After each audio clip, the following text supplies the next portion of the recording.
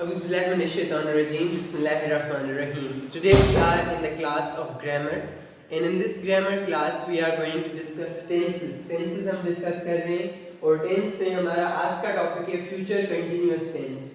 Continuous tense या future continuous tense का ये मतलब होगा कि हम कोई काम आने वाले वक्त में कर रहे होंगे, यानी मुस्तकबिल में कोई काम कंटिन्यू हो रहा होगा. कंटिन्यूअस को प्रोग्रेसिव भी कहा जाता है, कंटिन्यूअस या प्रोग्रेसिव. और कंटिन्यूअस या प्रोग्रेसिव टेंसेस में हम ing फॉर्म इस्तेमाल करते हैं. ing फॉर्म वर्ब के साथ, in verb we use ing form, यानी कि मुस्तकबिल में आने वाले वक्त में कोई काम हो रहा होगा. इसके हेल्पिंग वर्ब्स हैं will be और shall be.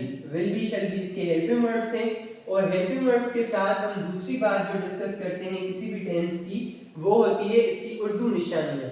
Future continuous tense की उर्दू निशानियां होती हैं रहा होगा, रही होगी, रहे होंगे वगैरह. ये इसकी उर्दू निशानियां होती हैं, यानी आने वाले वक्त में कोई काम हो रहा होगा. अभी इसके हेल्पिंग वर्ब्स हैं विल बी और शैल बी. विल बी कहाँ पर इस्तेमाल होता है? विल बी सब सब्जेक्ट्स के साथ इस्तेमाल होता है, और शैल बी कहाँ इस्तेमाल होता है? आई और वी के साथ. विल बी सारे सब्जेक्ट्स के साथ, I, we, he, she, it, they, you, we, singular, plural, with all subjects use will be in future continuous tense. और शैल बी आई और वी के साथ. पर आई और वी के साथ शैल बी कब लगता है? ये पुराने दौर की बात है. It is an old tendency that with shall be was used with I and we. Now in the modern tendency you can use shall be with I and will be with I and we also. अभी के दौर में I और we के साथ भी shall be इस्तेमाल हो, will be इस्तेमाल हो सकता है. अभी एग्जांपल से हम इसे पढ़ेंगे. फॉर एग्जांपल, मिसाल के तौर पर I will be winning. मिसाल तौर मैं जीत रहा हूँगा. यहाँ पर हमने देखा ये अफर्मेटिव सेंटेंस है, बयानी जुमला जिसमें कोई चीज बयान की जा रही है. सब्जेक्ट, हेल्पिंग वर्ब और वर्ब, इसमें ing फॉर्म इस्तेमाल हो रहा है. ing form.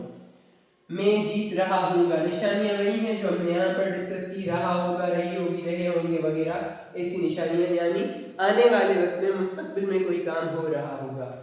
Next one is she will not be progressing. वो तरक्की नहीं कर रही होगी. ये नेगेटिव सेंटेंस है जिसमें नफी की जाती है, नॉट लगाया जाता है, और उर्दू में नहीं लगाया जाता है. She will not be progressing. वो तरक्की नहीं कर रही होगी. Number 3, will we be chasing our dreams? क्या हम अपने ख्वाबों का पीछा कर रहे होंगे? Will we be chasing our dreams? Interrogative में, सवालिया में ये एक एग्जांपल है. Next one is will she not be making copies? क्या वो कॉपियां नहीं बना रही होगी? Will she not be making copies? Interrogative and negative. इसमें ये याद रखना है कि एक जो हेल्पिंग वर्ब है वो 2 पार्ट्स में है. तो नेगेटिव में या इंट्रोगेटिव में हम उसे डिवाइड करेंगे. जैसे she will not be, will और उसके बाद be, she will not be, will we be, will और बीच में सब्जेक्ट और उसके बाद be, यानी ये जो हेल्पिंग वर्ब्स हैं वो अलग हो जाएंगे यहाँ पर. will she not be making copies? क्या वो कॉपियां नहीं बना रही होगी. Next one is which girl will be wearing ring? कौन सी लड़की अंगूठी पहन रही होगी. Whose grandfather will be taking care? किसके दादा ख्याल रख रहे होंगे? किसके दादा ख्याल रख रहे होंगे. Whom will I be calling? मैं किसे बुला रहा हूँगा. Whom will I be calling? मैं किसे बुला रहा हूँगा.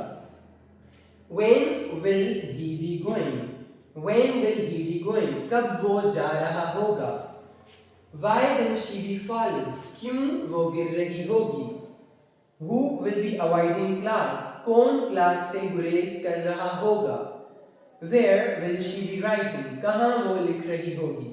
So this was our tense, future continuous tense. अभी इसमें 11 sentences जैसे यहाँ पर लिखे गए हैं.